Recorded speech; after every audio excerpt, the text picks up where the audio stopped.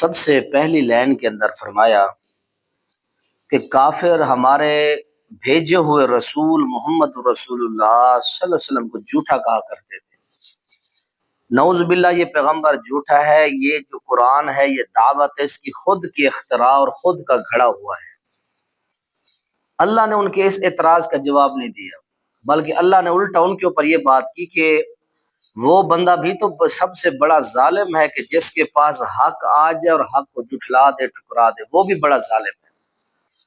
پھر اللہ تعالیٰ نے اگلی لائن کے اندر فرمایا کہ اے پیغمبر اس بندے کا بھی تذکرہ کریں کہ والذی، اور وہ جاء بالصدق، جس کے پاس حق آیا، وصدق بھی، اور اس نے اس حق کی تصدیق کی سب سے پہلے۔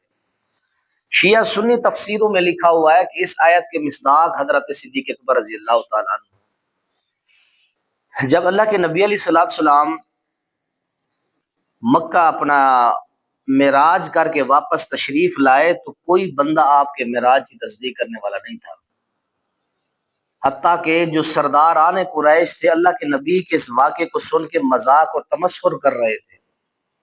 حضرت صدیق اکبر رضی اللہ تعالیٰ عنہ اتفاقاً مکہ کے اندر تھے نہیں، کہیں گئے ہوئے تھے کسی ملک کے اندر۔ جب واپس آئے تو انہوں نے کہا کہ یار ایک بندہ کہتا ہے میں راتوں رات گیا، آسمانوں کی سیریں کی، جنت جہنم دیکھی، اور رات کے تھوڑے حصے کے اندر۔ انہوں نے کہا کہ یہ ممکن تو نہیں ہو سکتا، کون کہتا ہے؟ جب کہا کہ اللہ کے رسول علیہ الصلوۃ والسلام کہتے ہیں، فرمایا کہ پھر وہ جھوٹ نہیں بولتے، وہ حق کے سوا کچھ بولتے نہیں۔ تو فرمایا کہ جس بندے نے سب سے پہلے حق کی تصدیق کی وہ حضرت صدیق اکبر ہے اور فرمایا کہ اولئک هم المتقون، یہی سب سے بڑے سچے اور پرہیزگار متقی لوگ ہیں۔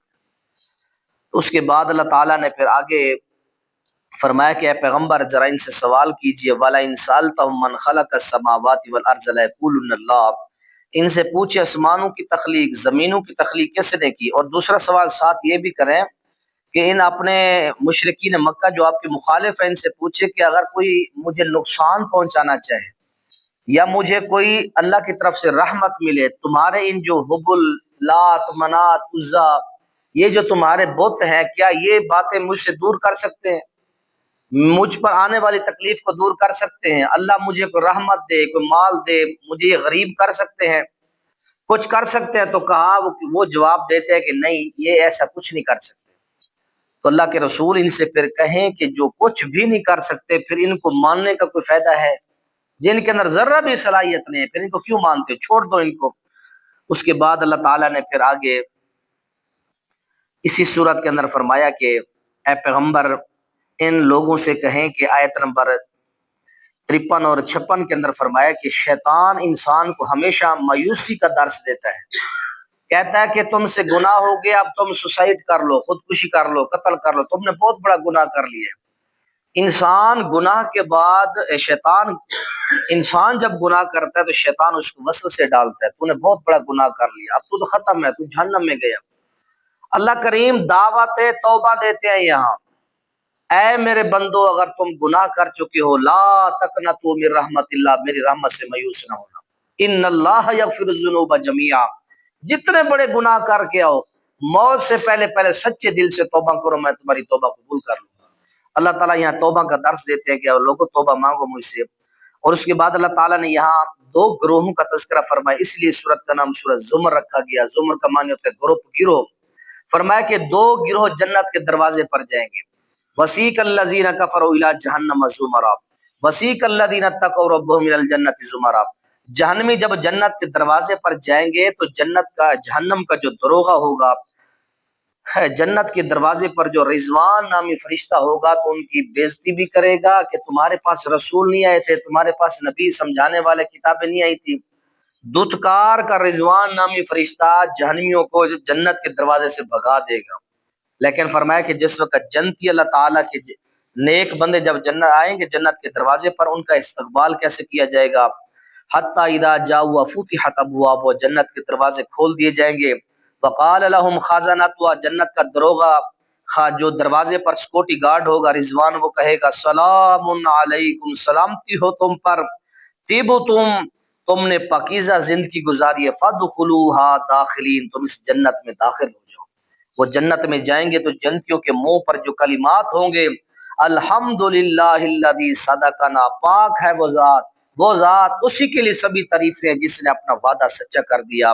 وَأَوْرَثَنَا الْأَرْضَ، ارض سے مراد یہاں جنت ہے، اس نے ہمیں اس جنت اور اس زمین کا وارث بنا دیا۔ نَتَبَوَّأُ مِنَ الْجَنَّةِ حَيْثُ نَشَاءُ، اور ہمیں جنت کے اندر پناہ دے دی گئی، جگہ دے دی گئی۔ اور اس کے بعد آگے سورہ المومن ہے، اس مومن کو سورہ غافر بھی کہتے ہیں، المومن بھی کہتے ہیں۔ اس کو المومن اس لیے کہتے ہیں، جو فرعون تھا ظالم قسم کا، اس کی قوم کے اندر ایک بندہ تھا، وَقَالَ رَجُلٌ مُؤْمِنٌ مِّنْ آلِ فِرْعَوْنَ يَكْتُمُ ایمانہ، قوم فرعون میں ایک بندہ تھا جس کو اللہ نے ایمان نصیب کر دیا تھا، فرعون کی مجلس میں رہتا تھا، ایمان چھپاتا تھا، ڈرتا تھا کہیں مجھے فرعون قتل نہ کر دے۔ اس مومن نے ایک مرتبہ جب یہ آپس میں پلاننگ کر رہے تھے حضرت موسیٰ کو قتل کرنے کی، تو یہ مومن جو حضرت موسیٰ کا یہ کہہ لے کہ مخبری بھی تھا، جو بھی فرعون کی دربار میں آپ کے خلاف سازش ہوتی فوراً جا کے آپ کو بتا کے آتا۔ ایک دن فرعون نے جب حضرت موسیٰ علیہ السلام کو قتل کرنے کی دھمکی دی، آپس میں اپنے حواریوں سے مشورہ کر رہا تھا، یہ مرد مومن اس سے رہا نہ گیا، برداشت نہ ہوا، کھڑا ہو گیا فرعون کے سامنے۔ اتقتلون رجلا ان یقول ربی اللہ، ایسے بندے کو قتل کرنا چاہتے ہو جو کہتا ہے کہ میرا رب اللہ ہے، اس کو شہید کرنا چاہتے ہو، قتل کرنا چاہتے ہو؟ اللہ کو اس بندے کی اتنی تقریر خوبصورت لگی کہ اللہ نے اس کو 24واں پارے کا حصہ بنا دیا ہے۔ یہ مرد مومن تھا، اس لیے سورت کا نام بھی سورہ المومن رکھا گیا ہے، اس کا تذکرہ کیا گیا اور کفار کے اعتراضات کیے گئے۔ اللہ کے نبی کو کہتے تھے کتاب تو نے خود لکھی، اللہ نے سب سے پہلی آیت میں جواب دے دیا، تنزیل من رب، تنزیل الکتاب من اللہ العزیز العلیم، لوگوں یہ کتاب سب پر غالب اور حکمت والے جاننے والے خدا کی طرف سے کتاب ہے، نبی کا گھڑا ہوا کلام نہیں ہے۔ اس کے بعد اللہ تعالیٰ نے یہاں فرمایا کہ قیامت کے دن جب کافر جہنم میں سڑیں گے جلیں گے تو شدید غصہ کریں گے۔ قرآن کے اندر فرمایا کہ ان الذین کافروا ینادون لمقت اللہ اکبر من مقتکم انفسکم اذ تدعون الی الایمان، فرمایا کہ آیت نمبر یہ 10 کے اندر کافر جب جہنم میں سڑیں گے جلیں گے تو شدید اپنے اوپر غصہ کریں گے۔ اللہ کریم فرماتے ہیں کہ دنیا کے اندر جب تم میرے اوپر ایمان نہیں لاتے تھے تو تمہارے اس غصے سے مجھے بھی اس ٹائم زیادہ غصہ آتا تھا۔ جب تم مجھے خدا نہیں مانتے تھے، جب تم مجھے اپنا اللہ نہیں مانتے تھے، مجھے اب جو تم پہ اپنے آپ پر غصہ آ رہا ہے اس سے کئی گنا غصہ مجھے تم پر آتا تھا جب تم مجھے اپنا خدا نہیں مانتے تھے۔ اللہ نے اس غصے کا تذکرہ کیا سورت کے اندر، اور اس کے بعد اللہ تعالیٰ نے مرد مومن کا ذکر کیا آیت نمبر 28 کے اندر۔ مرد مومن کو بھی اس ظالم نے قتل کرنے کی کوشش کی، لیکن اللہ تعالیٰ نے اس مرد مومن کو فرعون کے شر سے محفوظ رکھا۔ اس کے بعد فرعون نے ایک مرتبہ اپنے جو اس کا وزیر تھا حامان، اسے کہنے لگا اے حامان کوئی بڑی عمارت کھڑی کر میں جاؤں موسیٰ کے رب کو قتل کر کے ہوں، موسیٰ کے رب کو ختم کر کے، والیاذ باللہ۔ تو اللہ تعالیٰ نے اس کو وہاں بھی ناکام کیا۔ اس کے بعد اس صورت کے اندر فرمایا گیا کہ وقال ربکم ادعونی استجب لکم، جو مجھ سے دعائیں نہیں کرتے وہ تکبر کرتے ہیں۔ اور پھر کافروں کو کہا گیا کہ اے کافروں جو تم مجھے نہیں بلاتے، مجھے اپنا خدا نہیں مانتے، سیدخلون جہنم داخل، وہ دن آئے گا میں تمہیں ذلیل کر کے جہنم کے اندر داخل کروں گا۔ اور پھر اس سورۃ مومن کے اندر یہ بات بیان فرمائی گئی کہ لوگوں عذاب قبر برحق ہے، جو بندہ مرتا ہے مرنے سے فوراً اس کا عذاب سزا جزا شروع ہو جاتی ہے۔ اس کے اللہ تعالیٰ نے دلیل دی ہے، فرمایا کہ آل فرعون اور آل فرعون پر صبح و شام جہنم کی آگ پیش کی جاتی ہے۔ النار یعرضون علیہ غدو، غدو کہتے ہیں صبح، عشی شام کو، النار یعرضون علیہ غدو و عشیہ، فرعون اور آل فرعون کو صبح شام جہنم پر پیش کیا جاتا ہے۔ اور اس کے ساتھ اللہ تعالیٰ نے پھر فرمایا کہ اے میرے رسولو انا لننصر رسلنا والذین آمنوا فی الحیات الدنیا ویوم یقوم الاشہاد، میں اللہ تمہارا دنیا میں بھی مددگار ہوں، قیامت کے دن اے رسولو میں تمہاری مدد کرتا رہوں گا۔ اور اس کے بعد اللہ تعالیٰ نے پھر آگے سورہ حامیم سجدہ، اس 24ویں پارے کی جو آخری سورۃ اللہ تعالیٰ نے وہ بیان فرمایا آخر کے اندر، ایک کفار کا سردار ہے جس کا نام ہے عقبہ بن ربیعہ، نبی علیہ السلام کے پاس آتا ہے کہ بھتیجا میں ایک تجویز لے کے آیا ہوں۔ تجویز کیا ہے؟ تو مالدار بننا چاہتا ہے، اس لیے تو نے نیا ایک دین، نیا اسلام، یہ چیز تو نے گھڑ لی ہے، اگر تو مال چاہتا ہے تو تمہیں مال دے کر ہم سب سے مکہ کا امیر ترین بندہ بنا دیتے ہیں، اور دوسری میری یہ رائے ہے کہ اگر تو چاہتا ہے کہ تجھے سرداری چاہیے، مکہ کا سردار بنا دیتے ہیں۔ تیسری بات میری یہ ہے بھتیجے کہ اگر نعوذ باللہ کہنے لگا کہ آپ کے اوپر کچھ جادو جنوں کا سایہ ہے جس کی وجہ سے آپ یہ کام نیا کام شروع کر دیا باپ دادا کے خلاف، اگر نعوذ باللہ اس طرح کی کوئی مسئلہ جنوں کا سایہ ہے تو ہم تیرا علاج کروا دیتے ہیں۔ اللہ کے نبی نے اس بندے کے ساتھ کوئی بدتمیزی نہیں کی، کوئی غصہ نہیں کیا، بڑے تحمل سے اس کے سارے یہ جہلانہ اعتراض سنتے رہے۔ آخر میں اللہ کے رسول نے خاموشی کے بعد یہ سورت پڑھ کے سنا دی، فرمایا کہ میرے سینے پر جو قرآن نازل ہوا تنزیل من الرحمن الرحیم، یہ رحمان رحیم کی طرف سے نازل کیا گیا ہے، بشیر و نذیر، میں تو ڈرانے والا ہوں، میں لوگوں کو سمجھانے والا ہوں۔ فاعرض اکثرهم فهم لا يسمعون، اکثر جو ہے اسے اعراض کرتے ہیں، وہ سمجھنے کی کوشش نہیں کرتے۔ فرمایا کہ پھر یہ سارے باتیں بیان کی اور پھر کہا کہ کافروں کا حال یہ کہتے ہیں کہ فی آذاننا وقر، ہمارے کانوں میں کوئی بوجھ ہے، تیری بات سمجھ نہیں آتی، تیری بات سننے کی کوشش کرتے ہیں، ہمارے کانوں میں کوئی آڑ آ جاتی ہے، پردہ آ جاتا ہے، سمجھ نہیں آتی، اور ہمارے دلوں کے اوپر کوئی حجاب آ جاتا ہے، تیری بات سمجھ نہیں آتی۔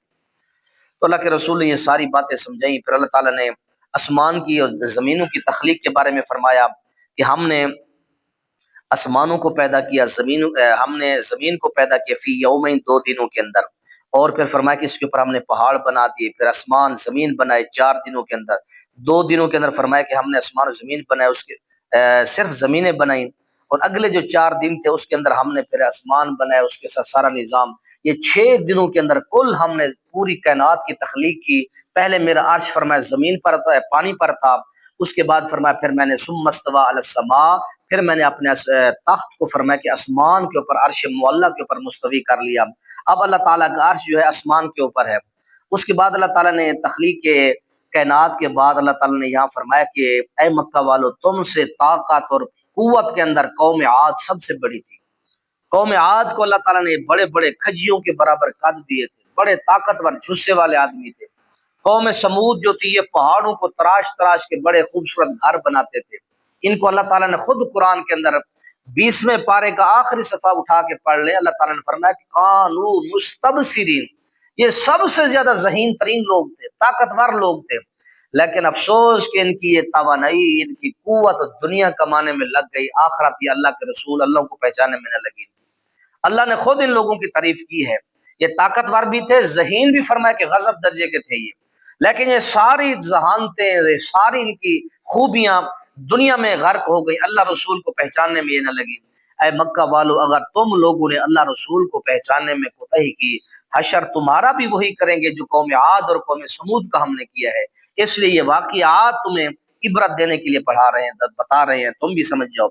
اور اس کے بعد اللہ تعالیٰ نے اسی صورت کے اندر فرمایا کہ اے انسانو، قیامت کے دن جب اللہ کے حضور پیش ہوگے تمہارے منہ پر تو مہر لگ جائے گی، تمہارے ہاتھ ہمیں گواہی دیں گے، تمہارے جسم، یہ تمہاری جلد، تمہارے چمڑے ہمیں بتائیں گے۔ وما کنتم تستترون ان یشهد علیکم سمعکم وابصارکم ولا جلودکم ولکن ظننتم ان اللہ لا یعلم کثیرا مما تعملون، تم بچتے ہو، پردہ کرتے ہو، لوگوں سے چھپ کے گناہ کرتے ہو، لیکن یہ تمہارے سمعکم کان کھڑے ہیں، تمہاری آنکھیں کھڑی ہیں، بلا جلودکم تمہارے چمڑے کھڑے ہیں، ان سے تو تم نہیں بچتے گناہ کرتے ہوئے، کنڈیاں بند کر کے، لائٹیں بند کر کے، یا یاروں دوستوں سے، فیملیوں سے چھپ کے گناہ کرتے ہو کہ دیکھ نہ لیں کہیں، لیکن یہ جو 3 تمہارے گواہ شاہد کھڑے ہیں ان سے نہیں بچتے، تو یہ قیامت کے دن فرمایا کہ تمہارے کان تمہارے خلاف گواہی دے گے، تمہاری آنکھیں تمہارے خلاف گواہی دے گی، بلا جلودکم، یہ تمہارا جو چمڑا ہے یہ اللہ کے حضور تمہارے خلاف گواہی دے گا۔ تم کیا سمجھتے ہو کہ اللہ تعالیٰ نہیں جانتا؟ اللہ تمہاری ہر بات سے گواہ ہے۔ ان ربک لبالمرصاد، جس طرح شکاری شکار پر گھات لگا کے بیٹھا ہوتا ہے، اللہ بھی تمہارے اوپر اسی طرح ہر ٹائم نگرانی کیے ہوئے ہیں۔ اس کے بعد اللہ کریم نے فرمایا اے مسلمانوں، اگر تم سے کوئی زیادتی ظلم کرتا ہے تو تم اس ظلم زیادتی کا بدلہ ظلم زیادتی سے نہ دو بلکہ معاف کرنے کے ساتھ دو۔ فرمایا کہ تمہارا جانی دشمن بھی فرمایا تمہارا جگری دوست بن جائے گا۔ اگر تم اس سے فوراً انتقام لوگے پھر دشمنی وہ برقرار رہے گی، لیکن اس کو معاف کر دو گے، بینک و بینہ عداوۃ کانہ ولی حمیم، وہ تمہارا دشمن جس کو تم احسن انداز سے جواب دو گے یا معاف کر دو گے وہ تمہارا جگری اور دلی دوست بن جائے گا۔ اللہ تعالی ہمیں معاف کرنے والا بنائے، انتقام لینے والے سے محفوظ